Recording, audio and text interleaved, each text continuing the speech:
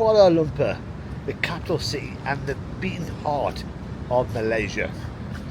There are millions of tourists and backpackers that come to this city every year, and it's no surprise there's plenty to see and do. But I'll admit there are so many vlogs out there about this city, and even coming to this place I've passed a few vloggers doing their stuff, and they all look professional with all their expensive kit. But I'm hoping to show you more of Kuala Lumpur and some hidden gems. So I'm going to start here in the Independence Square. This is where independence was called by Malaysia way back in 1957, and it is one of the most important spots in the country. So this is the place where they brought down the British flag and put up the Malaysian flag right at the top. And this flagpole here is meant to be one of the tallest flagpoles in the world. It's 95 meters tall, and all around the bottom are pictures showing scenes from the independence, but we'll have a look at that in a minute, because I want to look at this place over here. So this is the Sultan Abdul Samad Building. It was built in the late 1890s, and this was the nerve centre for the British administration. It's got the architecture of Moorish, whatever that is. I've actually did some research, and the clock tower there, you can get a close up. It's a bit like Big Ben, but with a Kuala Lumpur twist. But it's been keeping the right time for over 100 years. But look at all the domes, the arches. Now you can see already there's so many tourists, and today is a Tuesday. So if you imagine what it'd be like on a weekend. But have a look at this Independence Square, right? There's a lot of people building stuff all the way around.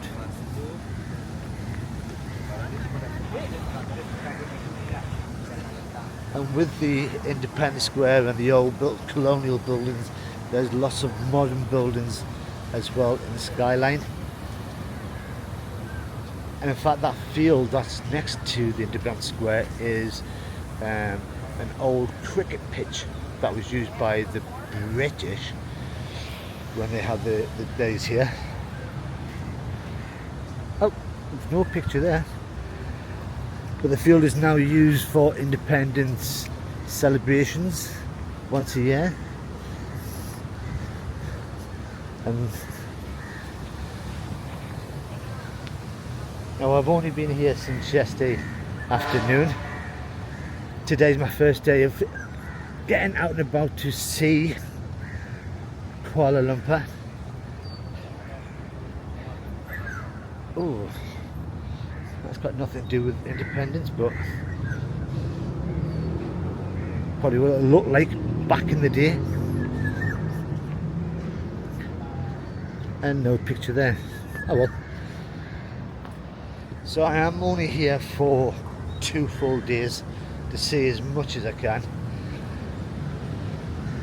I feel that capital cities don't hold it for me.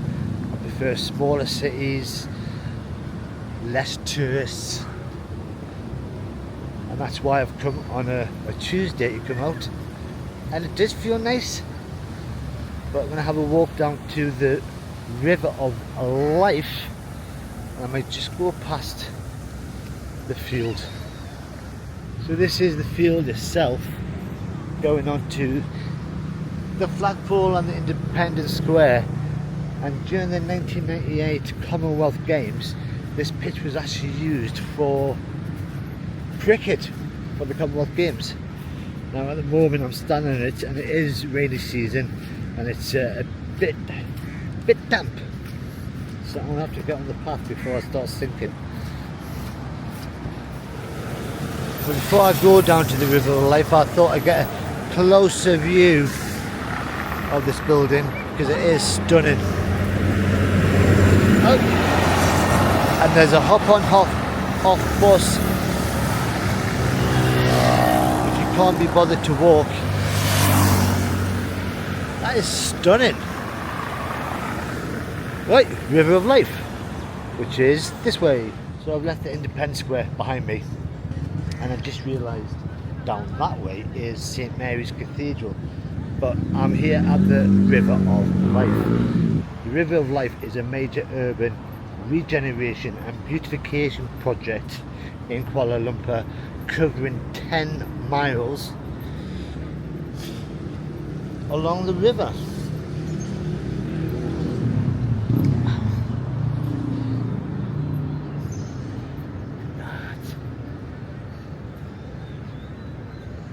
Now down that way is the Colonial Walk, which I assume takes you past lots of colonial buildings.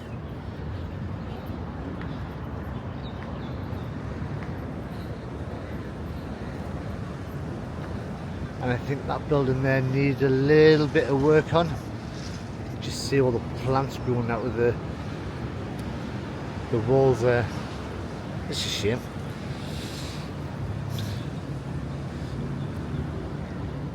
So what the River of Life is trying to display is that this is the very heart of Kuala Lumpur, where the city began. It's been completely transformed from what was muddy riverbanks into a vibrant modern waterfront. Well, I say modern.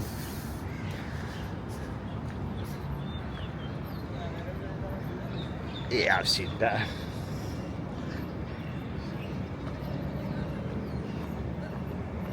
Now, even though this place has got millions of tourists coming every year,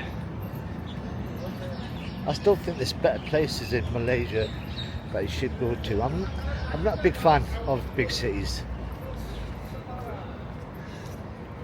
but it's the capital, we have to do it. So I'm now going to go over to one of the oldest mosques in town, in the city, sorry. So this is the mosque, and I've been told to follow this guy here, because I think I need to wear. Alright, one of these. So I've got myself a sarong on, I don't know if you can see it. So this is the massive Jamek Mosque.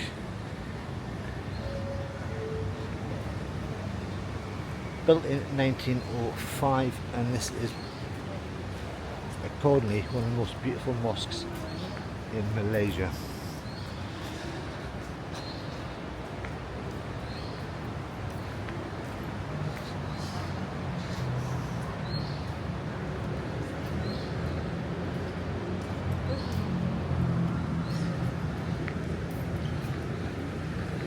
And it's on the river itself.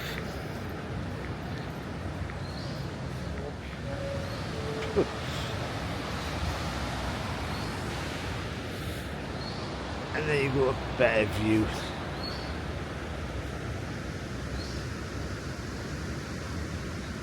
So this mosque was actually designed by a British guy, Arthur Benlison Hubbard, who actually designed the Kuala Lumpur railway station. Well, he's got his fingers many pies.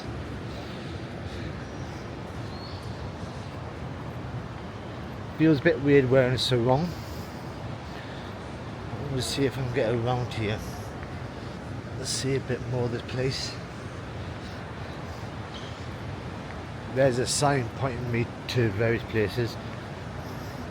Blue pool. Let's have a look. So as I'm walking past towards Blue Pool, that looks like the, I don't know if that's the prayer room. Big enough. So the blue pool is part of the River of Life, and it is, if you can see it, a water and music extravaganza. So this is the place to come at night, stand on the sides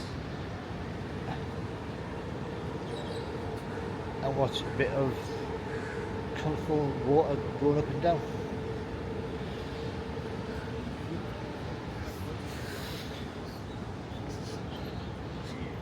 But the backdrop to this is beautiful.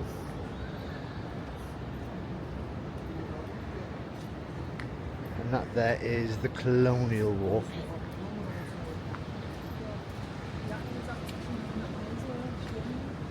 Wow. I guess for the blue pool, the best time to come is on a night time. Unfortunately, I'm not going to be able to come down here tonight, because Tuesday night in the hostel is pub crawl night, and I've not been on a Southeast Asia pub crawl for a long time. So I've saved up all my donations from my buy me a coffee, and I am actually going to use it instead of coffee for a little bit of alcohol, but just a little bit. So just on from down the blue pool, we've got the mosque behind us, and this is just the gardens around the rear of the mosque, and it's a bit quiet and peaceful, which is quite nice. Now this does lead down to some sort of fountain.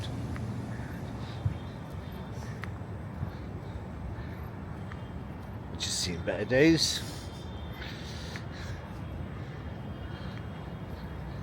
And inside over there in the building itself, you just got a lot of people just lying on the floor, sleeping the day away.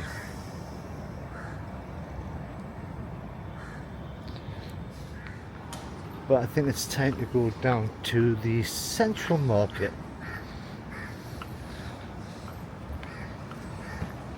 Just around the corner from the mosque, that way, is this place, which is Pasar Padang, and this is where you'll find Padang Pasar Clock Tower. Now this was built in 1937 to commemorate the coronation of King George VI, and it is a slice of Kuala Lumpur's colonial history right here in the centre of the city. And as you look around, there is colonial buildings, and this place was the market square, which is what Padang Pasar means. And back in the day, this was used for the tin mining and trading boom, and it was a proper bustling hub, so they reckon.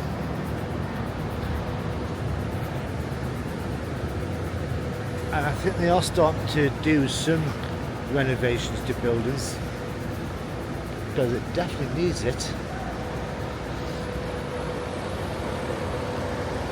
So I'm now at Central Market, and it's just down there, and it's like any other market, but we'll have a look in a minute. But I'm more interested in this place, which is the Central Market Annex, and this is meant to be the art and soul of Kuala Lumpur. So I don't know if you've got a pay, but it's hip and trendy. Hi. Just go in? Yep. So this is where they get all the artists, art galleries, culture. Oh, no camera. Okay.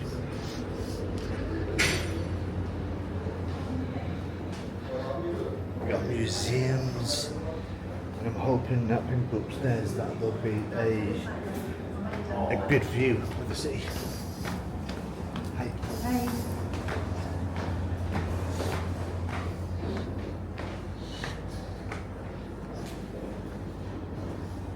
Hi. mate.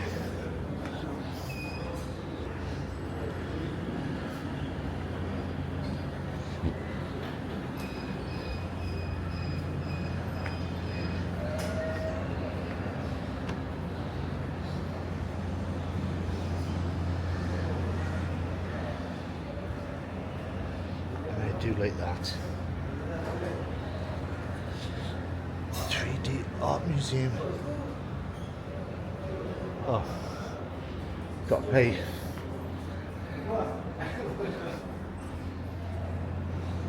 So these are the things that you're getting there.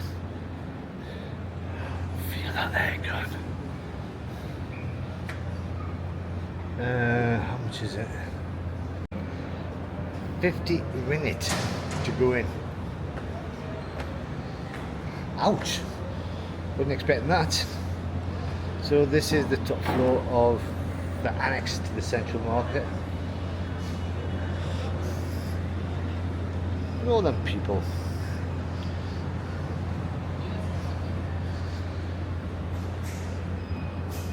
But if you're into your art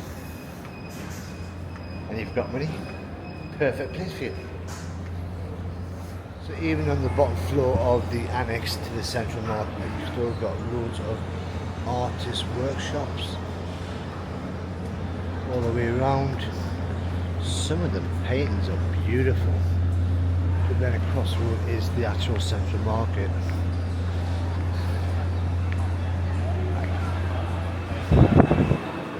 And it does look like a shopping centre.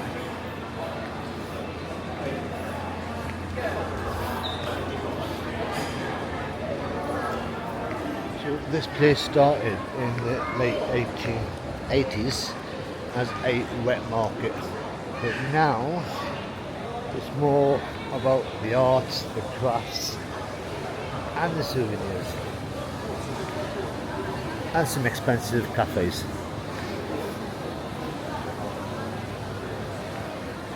Very modern.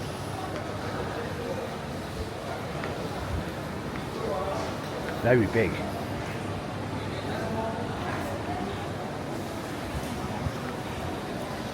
So from normal arts and crafts that you get everywhere else, and this is the sort that I'd be into. Look at that.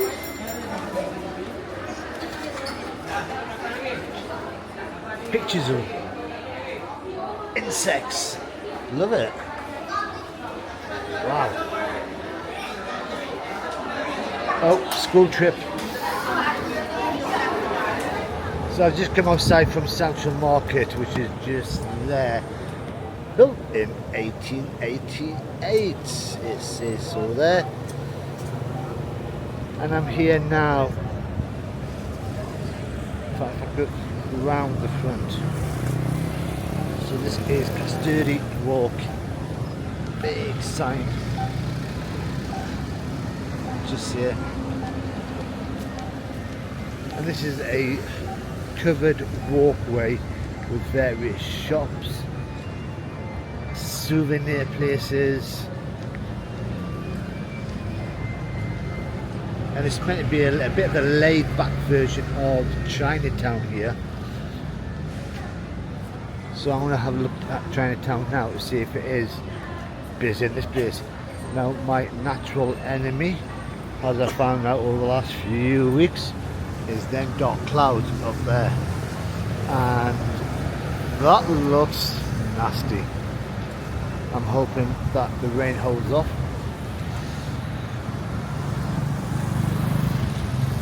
And this does look like Chinatown. So this is the heart of Chinatown. And across the road over there is Petaling Street, which is world famous, seemingly. And it looks like it's a covered walkway leading to many Chinese style shops. Well, we'll find out. Just cross this road. And this is it. It's a souvenir paradise if you want. Very well, thank you. So if you want shoes, handbags, teddy bears, this is the place for you. Or even Komodo.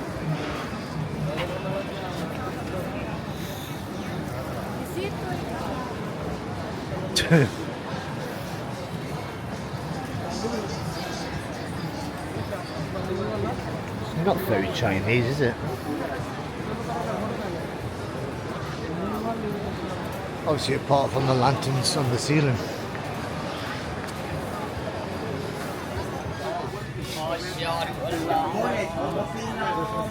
Most Chinese markets you go to, you'll find loads of food stalls.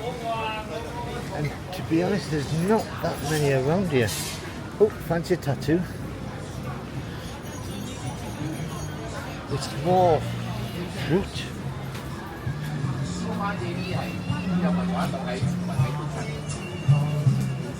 Yeah, I'm not really impressed by this place. I was feeling a little bit peckish.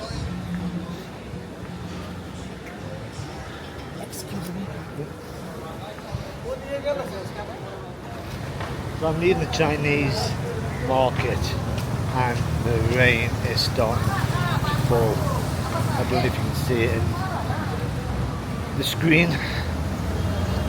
And when you look behind, them dark clouds are really dark. So I'm gonna try not get knocked over and head back to the hostel. And I think that might be the end of the day for tourism. So I've seen a fair bit. It's all been walking distance around the city. And the storm has really kicked off. And everybody has taken shelter away from this rain. So what do I think of Kuala Lumpur so far? Because I'm not moving until this rain goes down a little bit more. It's a big city. It's a capital city, so like most capital cities, it is dirty. It's not really well looked after. There's too many people, too much traffic, and I'm not a fan. What has made it even worse is throughout Malaysia, and I've been to a lot of cities, it's the first time I've seen any homelessness. There's people lying on the street, there's poverty, and you can only get that in capital cities. It's a shame, and it can't be helped. But I am going to be doing one more day, and that's when I go out tomorrow to see the size of the Twin Towers and things like that in the background. I don't know if you can see it through the rain. And hopefully that the sun will be shining. Oh, my socks are getting wet. No!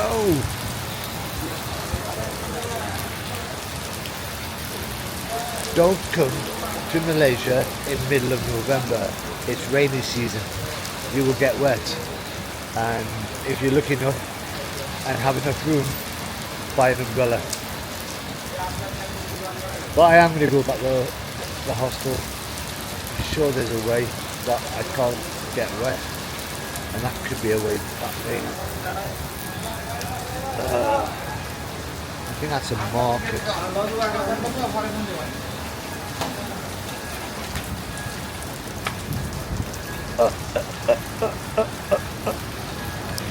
Oh, damn.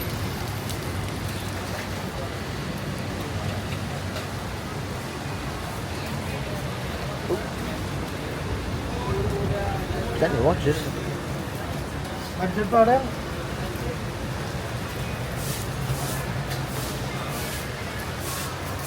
Lots of watches.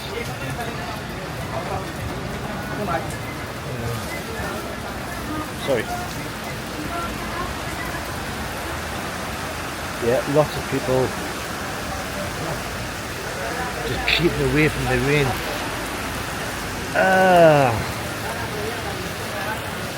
But I think I will end this video. If you've enjoyed it, if you've enjoyed a bit of Kuala Lumpur of what I've seen so far, then all you got to do is press that like button. Tomorrow will be blue skies, hopefully. So I will be seeing lots of the touristy sites. It's raining. So all you got to do is, if you want to see it, is subscribe. But until then, I'm off to dry my socks out. Bye bye for now.